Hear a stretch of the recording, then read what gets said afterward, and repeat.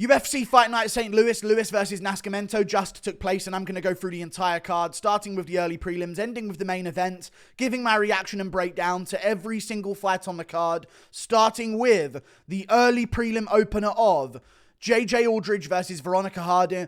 I went with JJ Aldrich here. I knew Veronica Hardy was going to be more technical, but I thought that maybe JJ Aldrich could out-physical her up against a cage especially. To be fair, it could have gone JJ Aldrich's way.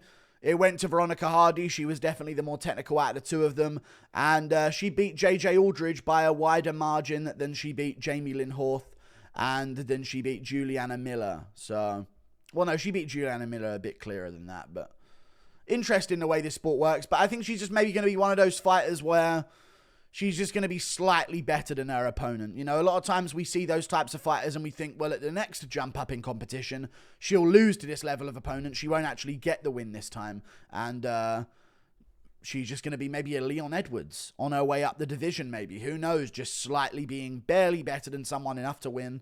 And not having to really dominate. But good job by Veronica Hardy. Had a speech about Mother's Day as well. We move on. Up the card, Charles Johnson versus Jake Hadley. I picked Charles Johnson to win. A lot of people were going with Jake Hadley here.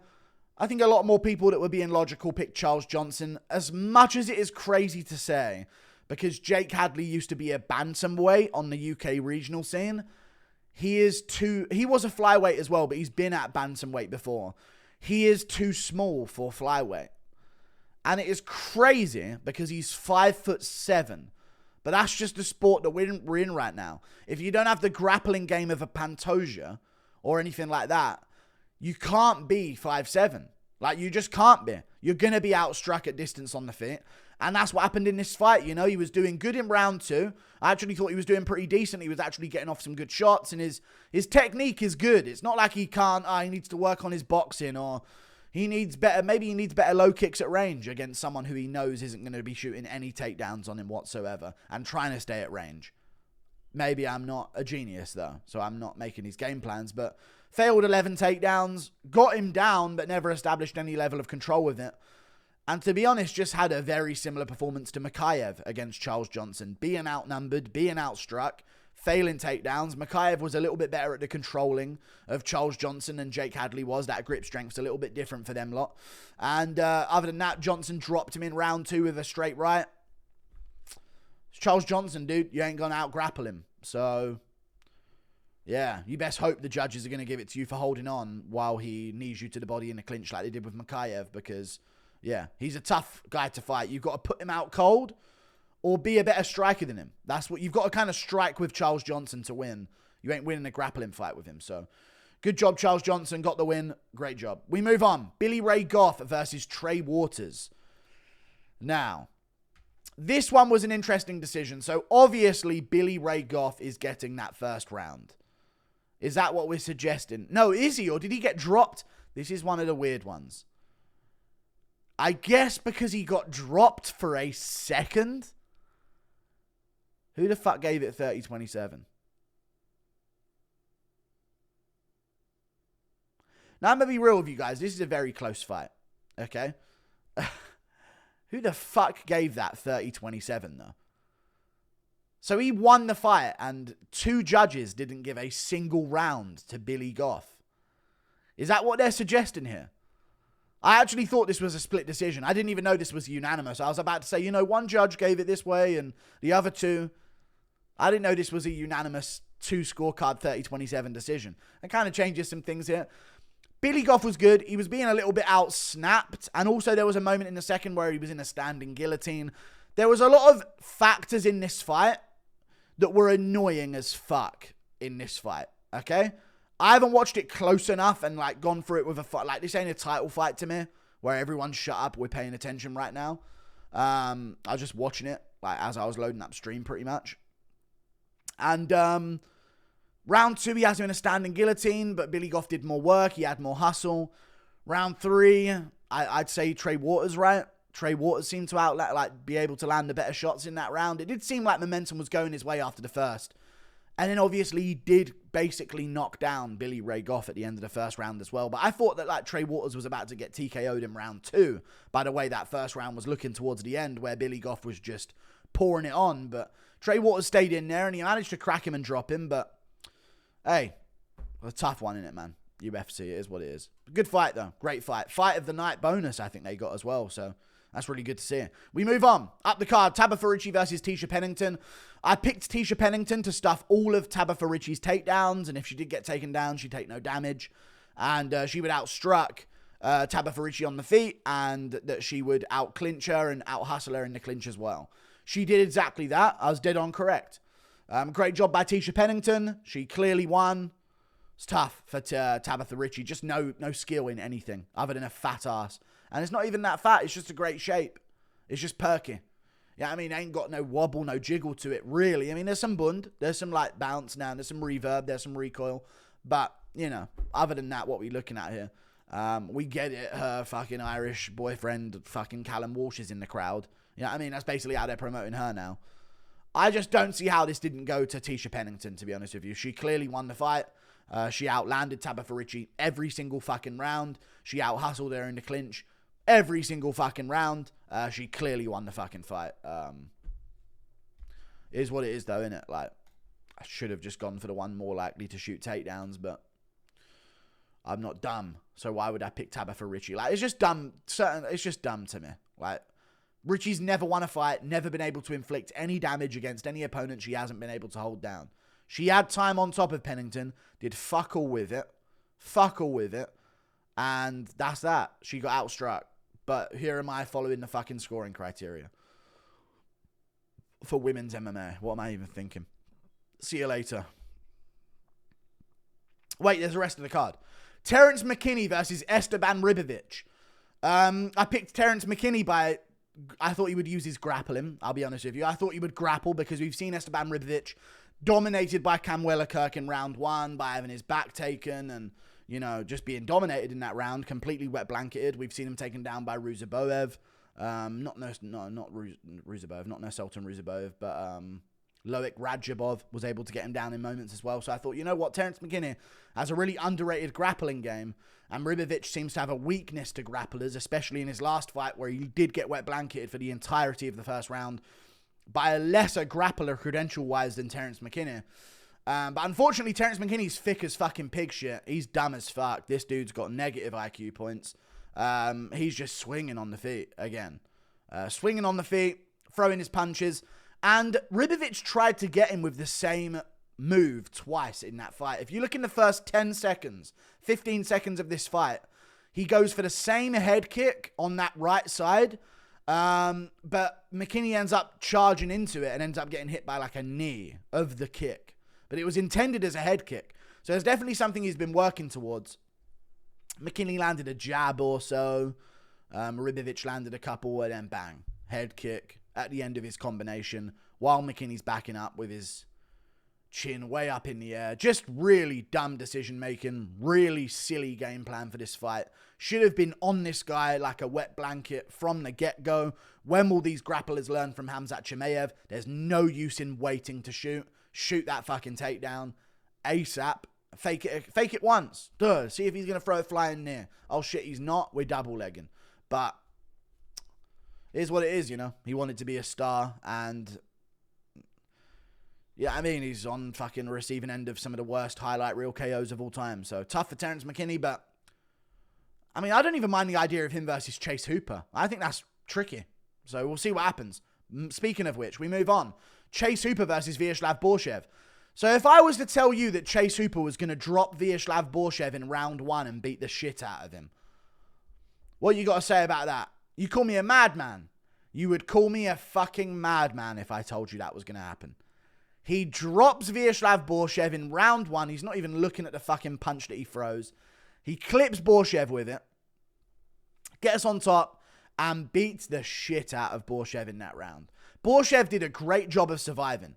And honestly, I felt really bad for Borshchev here because he didn't get off any success whatsoever. In round 2, he got taken down again. And don't get me wrong. Like, like, he was going to probably lose that fight. I'm not saying that if he didn't, he didn't tap. That's what I'm saying here. He did not tap. He was looking to find where the body of Hooper was in comparison to his arm. Like, he was just, like, feeling out where he was with his arm. And the reason why he stretched out his arm like that was to create space between his shoulder and his neck when he was in that choke. So he didn't tap, and he wouldn't have tapped to that choke that was in. I really don't think he would have done. I think he was fine. And the problem with that is you've robbed Borshchev of losing properly, but you've made him take all that whooping for nothing, He took all that beating for the result to be the same regardless. And in his mind, Borshchev was thinking, just get through this round. I'll be back up on my feet. I'll stuff the takedown. All right, round 2, it didn't go my way, but, we'll find our way up. We'll get back to our feet. We'll start working on the feet afterwards, and we'll stop this takedown in round 3.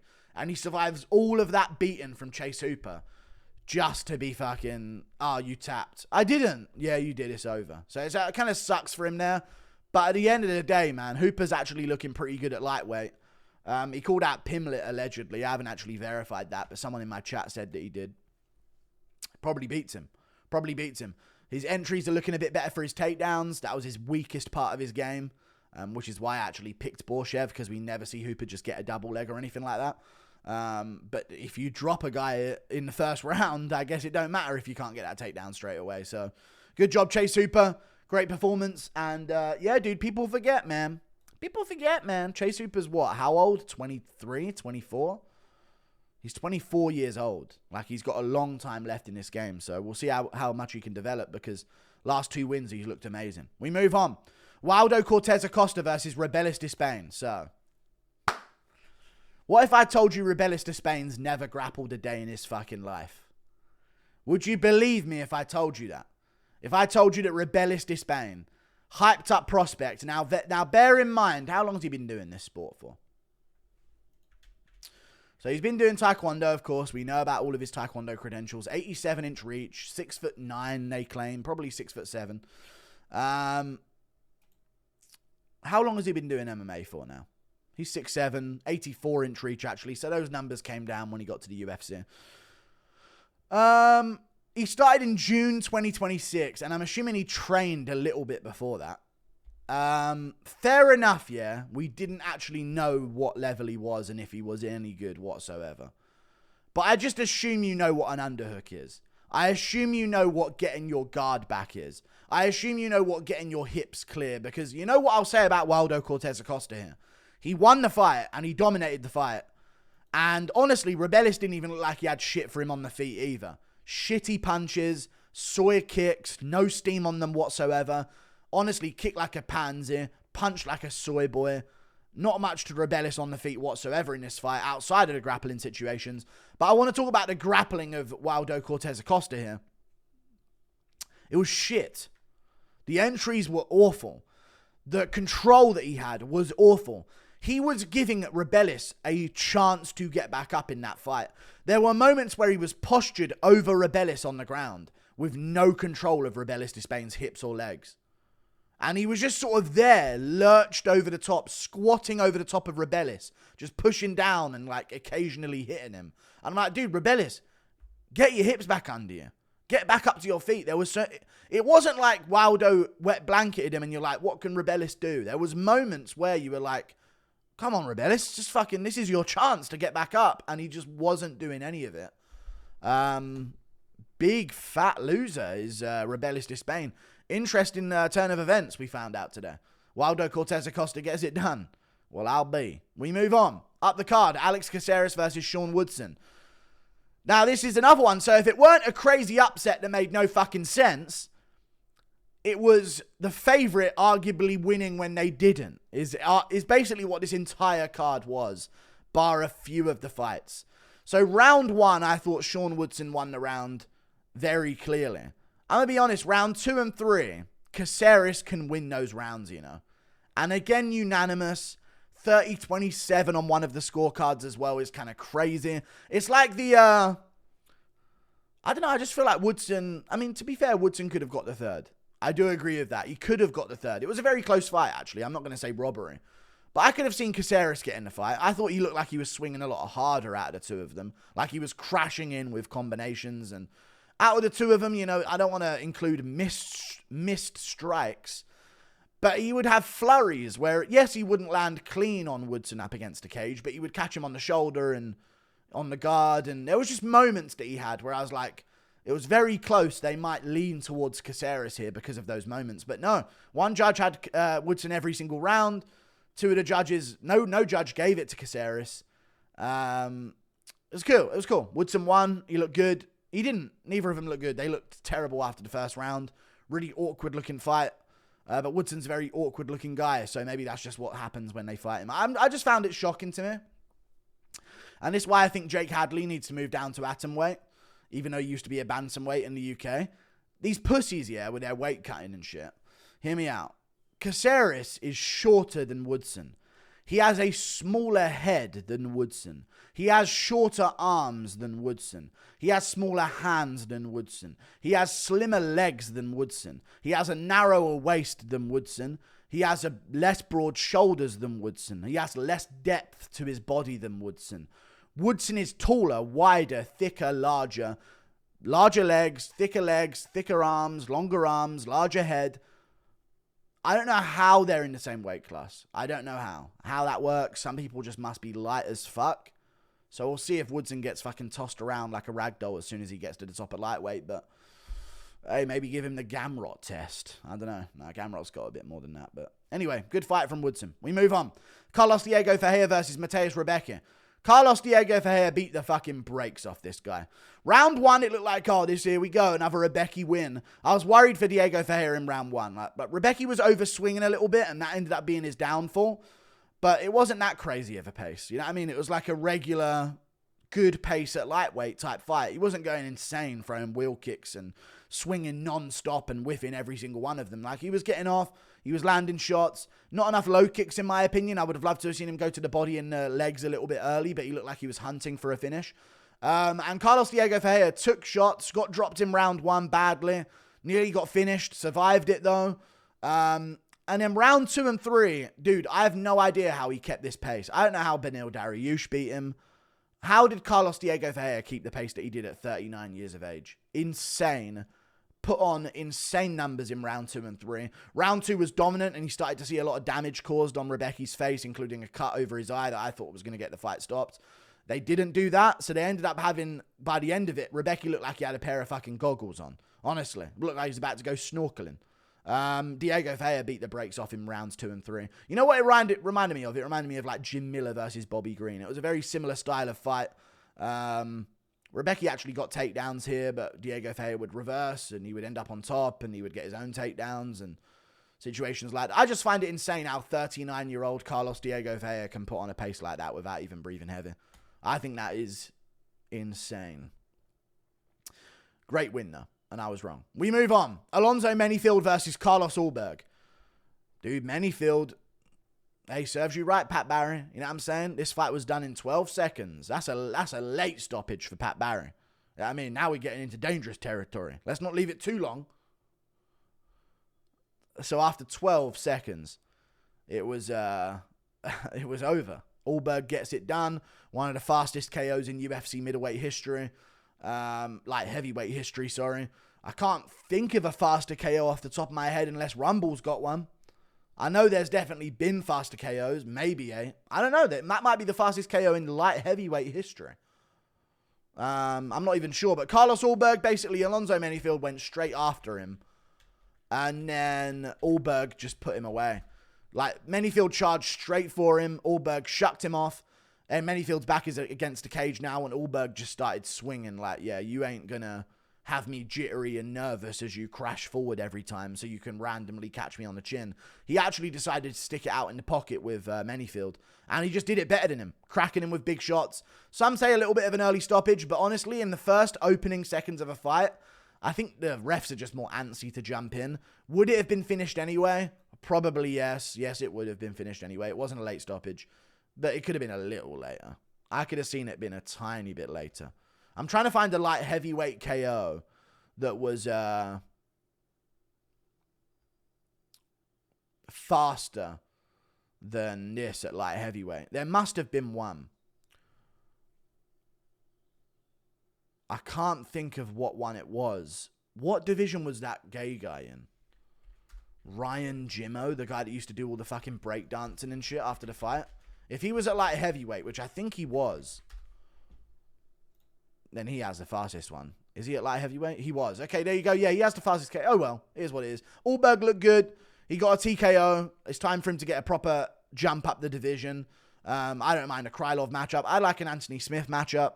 Any of those fights make sense. I'd rather do maybe like a... Well, Roundtree's got a fight now, doesn't he? So we'll see. We'll see what they end up doing. They could do Krylov-Smith because they haven't fought each other yet. But what they might do is Rakic, Krylov, and Smith versus Ulberg, just to make sure they've got enough prospects and as many as they can. So we'll see what happens. We move on. Joaquin Buckley versus Nascimento Ruziboev. Surprise. I thought Nascimento was going to beat him. To be honest with you, I thought Nascimento was better than he actually was. Joaquin Buckley wins the fight. Joaquin Buckley has got this now habit of... Listen, it was a bit of a dull fight until round 3. It was kind of, honestly, I'm going to say it right now, and I'm going to just be real with it.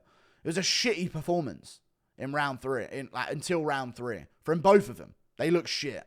They looked awful. They looked hesitant. It was a shit fight. Buckley would get a takedown at the end of one of the rounds and throw a couple shots and sort of hope that that sort of got him the round. And I think in round 2 it did. I think round 1, you can still argue that Nascimento won it. He wobbled Buckley in round 1 with a straight right, it looked like. Like he got a reaction out of him with it. So I thought, okay, if you really want to get into the criteria, Ruziboev can win round 1. Round 2 was Buckley's though. And round 3 was definitely Buckley's. 10-8 round, arguably. Like it could have ended up being a 10-8 round at least. He was beating the shit out of Ruziboev. Rocked him early. Got on top of him. I mean, Ruziboev has no takedown defense whatsoever. I mean, he was getting back up now and again, but Jesus Christ, dude. Nothing. No sprawl, no nothing. Just Buckley was just in on his hips. Quick and got him down easy. Yeah, Nascimento Ruziboev, dude. He even tried to get himself DQ'd at the end. As if to say, like, I didn't really lose. I got DQ'd. Like, it was kind of pathetic from him. Honestly, yeah. Good job, Joaquin Buckley. Called out McGregor on the mic. Gonna make a big name for himself. You know what, yeah, Ruziboev, what are you 6'5" for? How dare you? Take that genetic and just fucking squander it by being shit at everything you do. Honestly, maybe welterweights are just better than middleweights. Honestly, I feel like that might be the case. Buckley's just maybe a little too small and too light for middleweight, but yeah, dude, Nascimento Ruziboev had fuck all for Buckley. A couple front kicks, couple uppercuts, and straight rights that looked awful. And don't get me wrong, until Buckley cracked him in the 3rd, he looked shit as well, but he pulled it off. Buckley got it done. That's what we were hoping for in the welterweight division. We need some new blood. We need some hype, and Buckley brings that for sure. Great 3rd round performance from him, and he wins the fight. So great job, Joaquin Buckley. Didn't see that one coming. I thought, why have they got this guy as an underdog? I know he took it on short notice, but I was like, Jesus Christ, he's massive. He's, got the record that he does. I know that there's losses on that record, but he's got a lot of competition going into the UFC. But hey, dude, he didn't get his signature eye pokes off, so no win for him. We move on. Derrick Lewis versus Rodrigo Nascimento. Dude, after Rodrigo's walkout, I was worried for Lewis because the aura that was in that walkout of Rodrigo Nascimento was insane. But Derrick Lewis got the job done. I like this performance from Derrick Lewis. I thought there were moments where I was worried, of course. Round 1, he kind of lost it. Had a couple moments with big shots. He even hit like a really nasty trip on Rodrigo that he got back up from though. And then Rodrigo ended up on top of him towards the end of round 1 and ended up doing work there on top. So I was like, okay, round 1, Rodrigo. Round 2, Derrick Lewis is fucking him up. I'm surprised Rodrigo made it to round 3. Early in round 2, he's cracking Rodrigo with big shots. Elbows as well, like clean elbows right across the chin. And Rodrigo's taken them very well, ending up in the clinch. Both guys throwing each other around. Eventually, Rodrigo ends up on top again. Derrick Lewis gets mounted and just gets up out of it. Never mount Derrick Lewis. Stay in half guard. When are you fucking heavyweights going to learn that? How many more people do you need to see him just rise out of mount from before you realize to keep half guard the entire round? All good though. Derrick Lewis gets back up, ends up on top. Not enough time to do anything. Round 3, he just puts Rodrigo away. Straight 1-2, bap, down the pipe, wobbles him bad, puts him away. Derrick Lewis wins by 3rd round TKO. Good performance. Got nude, got his ass out. Like, listen, Derrick Lewis. Shorts off, wave him around, chuck him to the crowd. Maybe take the cup out and chuck him to the crowd. whatever you want to do, we're bordering public indecency now. We can't one up what you just did, is what I'm going to say. We're going to have to leave it there, because there are kids in the crowd, and he's looking for a case, I'll be honest with you. He needs to be careful what he does, because you never know what crime you're technically committing while you celebrate your win. He got his ass out, bare cheeks, and spread it for the crowd. There's kids in the crowd. So he needs to be careful, although it was funny. Like and subscribe. Thank you for watching. Awful on picks. But that's just how it is. Being a logical thinker that uses their brain to dictate who should win MMA fights and actually does research for them to decide who has a better chance of winning. Welcome to MMA. It makes zero fucking sense. See you later. Goodbye.